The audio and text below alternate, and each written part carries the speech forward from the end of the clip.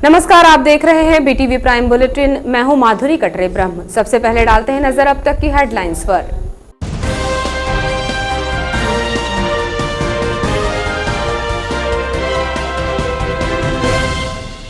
वर्दीधारी माझी आदिवासी संगठन आया सामने, मुखबिर बताकर गिरफ्तारी का जताया विरोध। पुलिस अधीक्षक से मिलने पहुंचे संगठन के पदाधिकारी। 3 दिनों से पुलिस ने आदिवासी को किया है गिरफ्तार।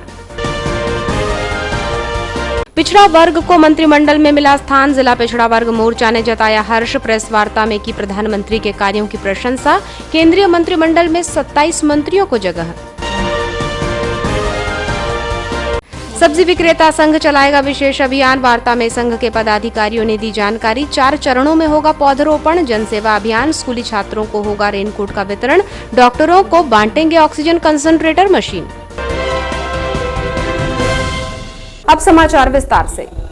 नक्सलियों को मुखबिर बताकर गिरफ्तार किए गए अपने आदिवासी साथी को न्याय दिलाने के लिए वर्दीधारी माझी आदिवासी संगठन आगे आया है। शनिवार को पुलिस अधीक्षक कार्यालय पहुंचकर उन्होंने पुलिस कार्यवाही को गलत ठहराते हुए रिहा किए जाने की मांग रखी।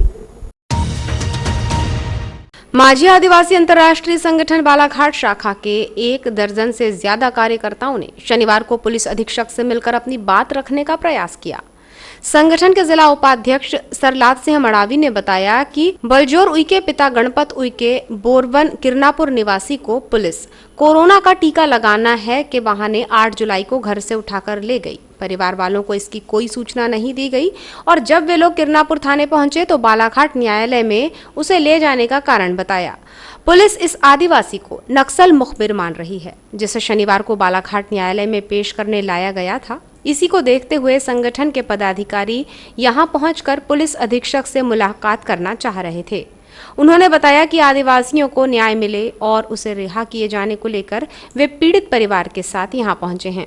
हम लोग जो क्या नाम उनका बलजोर उइके पिता गणपत उइके आदिवासी ग्रामीण हैं, जिसे बोरबन तहसील किरनापुर से बिना सूचना के उसे उठाया गया है। उसे कहा गया है कि टीका लगाने ले जा रहे हैं। ये किरनापुर थाना पुलिस के द्वारा उन्हें लाया गया है और उन्हें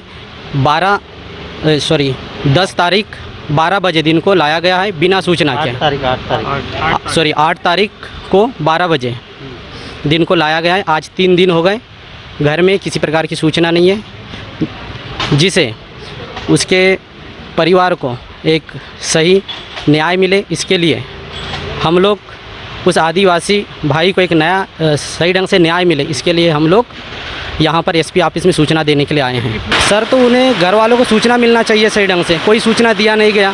उसे टीका लगाना है करके घर से उठाया गया है और आज 3 दिन हो गए, किसी प्रकार की सूचना नहीं है। हम लोग अभी एसपी ऑफिस आए तो पुलिस के जो आदमी पुलिसकर्मी उसके बलजोर उइके के जो सही न्याय के लिए एसपी सर के पास आए तो उनसे अभी ज़बरदस्ती साइन कर रहे हैं, अभी सूचना दे रहे हैं उन्हें। एसपी साहब से क्या मांग करना चाहते हैं? एसपी साहब से यही मांग कर रहे हैं कि उन्हें बिना सूचना के उठाया गया है तो सही न्याय मिले, इसके लिए हम लोग यहाँ पर आए हैं। मोदी सरकार के दूसरे मंत्रिमंडल के विस्तार में अन्य पिछड़ा वर्ग को महत्व देकर कैबिनेट में 27 मंत्री बनाए जाने को लेकर जिला भाजपा अन्य पिछड़ा वर्ग मोर्चा ने प्रधानमंत्री और भाजपा राष्ट्रीय अध्यक्ष की तारीफें की, जिसको लेकर भाजपा कार्यालय में वार्ता का आयोजन किया गया और इस फैसले को देश हित और अन्य पिछड़ा वर्ग के उत्थान के लिए सार्थक होना बताया। वार्ता के दौरान अन्य पिछड़ा वर्ग प्रदेश कार्यकारी सदस्य अनिल धुवारे, भाजपा जिला महामंत्री मौसम हरिनखेड़े, नरेंद्र भैरम, अन्य पिछड़ा वर्ग जिला अध्यक्ष विजय खेरे की मौजूदगी रही, जिसमें पदाधिकारियों ने पिछड़ा वर्ग के मंत्री बनाए जाने के निर्णय को ऐतिहासिक बताया और प्रधानमंत्री नरेंद्र मोदी और भाजपा राष्ट्रीय अध्यक्ष के निर्णय की प्रशंसा की। इसके साथ ही खुशी जताते हुए कार्यकर्ताओं का मुंह मीठा कराया गया।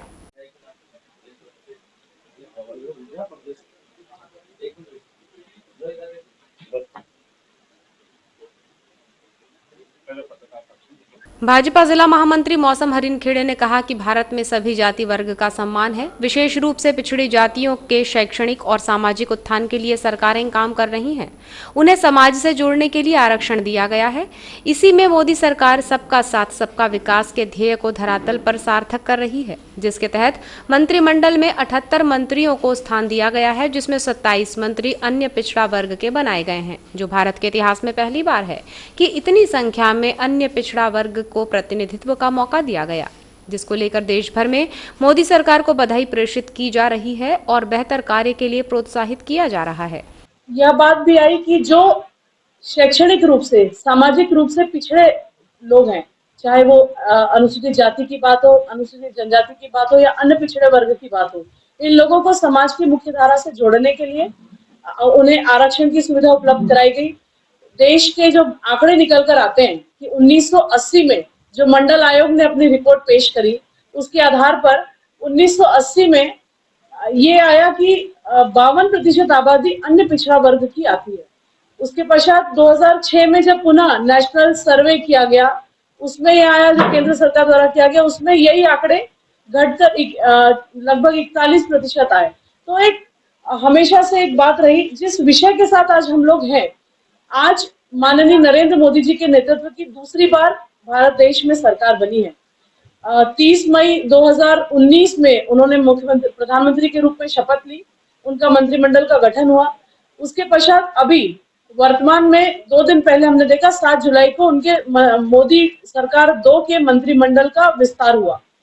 और उस मंत्रिमंडल विस्तार में जिस प्रकार से सबका साथ सबके विकास के बात को आत्मसात करने का काम किया गया, उसको धरातल पर दिखाने का काम किया गया है, इस बात का हम सभी की ओर ध्यान आकर्षित करना चाहते हैं कि जिस तरीके से उन्होंने जो मंत्रिमंडल में 78 मंत्रियों के साथ आज देश की सरकार है, जिसमें लगभग 31 कैबिनेट मंत्री हैं। और जब मैं उसको जातिगत डिस्ट्रीब्यूट करना चाहूंगी तो ये मैं बताना चाहती हूँ कि अभी वर्तमान समय में 12 हमारे अनुसूचित जाति के मंत्री मोदी सरकार में है, 8 हमारे मंत्री एसटी समाज से, और अभी जो 27 अन्य पिछड़ा वर्ग के हमारे बंधुओं को उन्होंने, जो सांसद गणों को उन्होंने मंत्रिमंडल में स्थान दिया है, ये भारत के इतिहास में पहली बार हुआ है कि अन्य पिछड़ा वर्ग के हमारे सांसद गणों को प्रतिनिधित्व का मौका मिला है।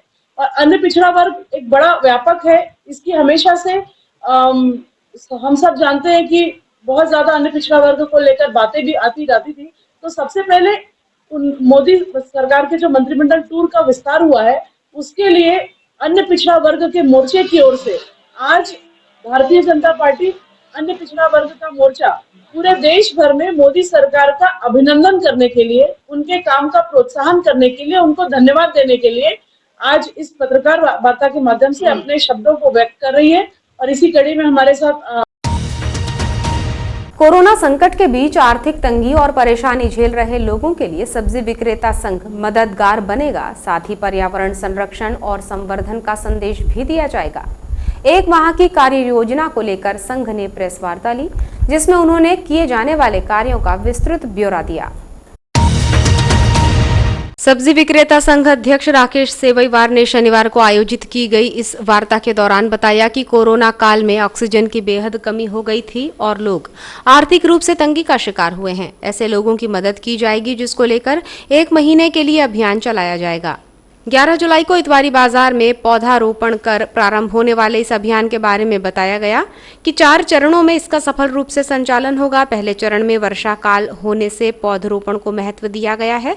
दूसरे चरण में ऑक्सीजन मशीन उन चिकित्सकों को वितरित की जाएगी जो गांव और दूर दराज में कोविड काल के दौरान बेहतर कार्य करते हुए लोगों के लिए मसीहा बने हैं और उनकी जान बचाई गई है। इसके साथ ही उन्होंने ये भी कहा कि सरकारी स्कूलों में पढ़ने वाले गरीब बच्चों की मदद करते हुए उन्हें बारिश से बचने के लिए रेनकोट का वितरण किया जाएगा। वहीं शहर के वार्डों में नगरपालिका को अवगत कराते हुए समस्याओं को दूर कर वार्ड वासियों की मदद करने की भी कोशिशें होंगी।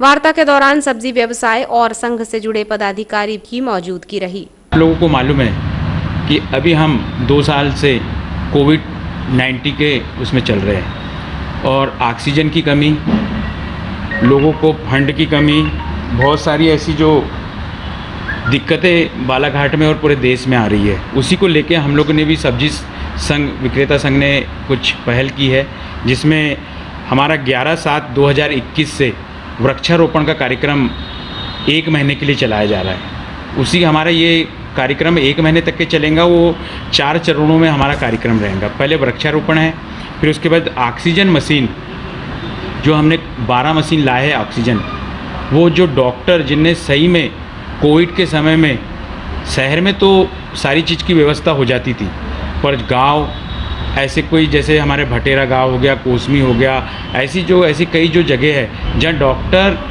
ऑक्सीजन से कई लोगों को मरते हुए हमने देखा है। हम बड़े किस्मत वाले हैं जो इस कोविड में भी हम लोग बच गए हैं, पर हम लोगों ने कुछ ना कुछ करने का प्रयास किया है। तो इसमें ऐसे डॉक्टरों को हम लोग ढूंढेंगे जो सही में कोविड में काम किया है, और उनको 7.5 लीटर की हमारे पास ऑक्सीजन मशीन है जो हम लोगों ने 12 बुलवाई है। उनको हम फ्री ऑफ कास्ट देंगे, जो अपने पास वो रख के, जो भी ऐसा भगवान ना करे कि तीसरी लहर आए, पर जब तीसरी लहर आएंगी और ऑक्सीजन की कुछ कमी होगी तो ये हमारे कम से कम ये 7.5 लीटर के ऑक्सीजन मशीन उन लोग के काम आएंगी। और उसी के साथ साथ हमने बच्चों के लिए भी, क्योंकि माता पिता के पास आज आर्थिक रूप से वो बहुत परेशान है, गरीब जो सरकारी स्कूल में पढ़ते हैं, ऐसे बच्चों के लिए हमने जब वार्ड में जाएंगे तो हम लोग रेनकोट भी हम लोगों ने रखे हैं कि रेनकोट भी हम लोगों को इसको बांट के बारिश के समय में उनको कुछ आर्थिक मदद देने का काम करेंगे। तीसरा हमने किए वार्ड जो बारिशों में जो समस्या होती है नगर में, हम नगर पालिका के सौजन से भी और अपने सौजन से भी हम वार्ड ये वृक्षारोपण के कार्यक्रम को लेके हर घर हर वार्ड में जा रहे हैं, तो हम उनकी समस्या को लेके भी हम नगर पालिका को अवगत करवाएंगे। अच्छी बरसात की आस लगाए किसानों और लोगों को उमस से निजात मिलने की उम्मीदें बंधी हैं। मौसम वैज्ञानिकों का मानना है कि आगामी दिनों में बारिश का दौर चलता रहेगा। शनिवार को हुई झमाझम बारिश की बूंदों ने थोड़ी राहत जरूर दी है।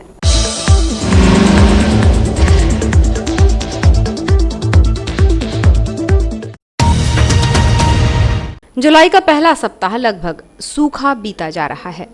पिछले 2 दिनों से बादल तो छाए हुए हैं, लेकिन बरस नहीं रहे हैं। मौसम वैज्ञानिकों का कहना है कि मानसून के आगे बढ़ने के लिए परिस्थितियां अनुकूल होने लगी हैं। वर्तमान में अलग अलग स्थानों पर 3 वेदर सिस्टम बने हुए हैं। इनके प्रभाव से शनिवार को शहर में रुक रुक कर छुटपुट बौछारें पड़ी। वहीं रविवार को झमाझम बारिश का दौर भी शुरू हो सकता है।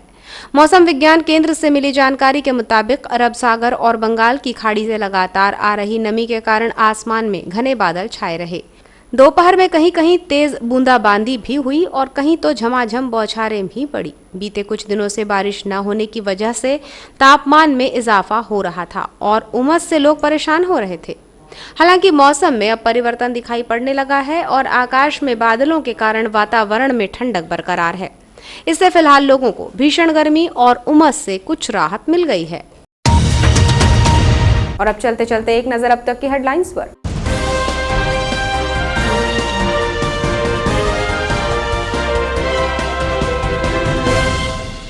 वर्दीधारी माझी आदिवासी संगठन आया सामने, मुखबिर बताकर गिरफ्तारी का जताया विरोध। पुलिस अधीक्षक से मिलने पहुंचे संगठन के पदाधिकारी। 3 दिनों से पुलिस ने आदिवासी को किया है गिरफ्तार। पिछड़ा वर्ग को मंत्रिमंडल में मिला स्थान। जिला पिछड़ा वर्ग मोर्चा ने जताया हर्ष। प्रेस वार्ता में की प्रधानमंत्री के कार्यों की प्रशंसा। केंद्रीय मंत्रिमंडल में 27 मंत्रियों को जगह। सब्जी विक्रेता संघ चलाएगा विशेष अभियान। वार्ता में संघ के पदाधिकारियों ने दी जानकारी। 4 चरणों में होगा पौधरोपण। जनसेवा अभियान। स्कूली छात्रों को होगा रेनकोट का वितरण। डॉक्टरों को बांटेंगे ऑक्सीजन कंसंट्रेटर मशीन। ये थी अब तक की खास खबरें। विस्तृत समाचारों के लिए देखिए रात 10 बजे BTV बुलेटिन। और अब आज के समाचारों से दीजिए इजाजत। नमस्कार।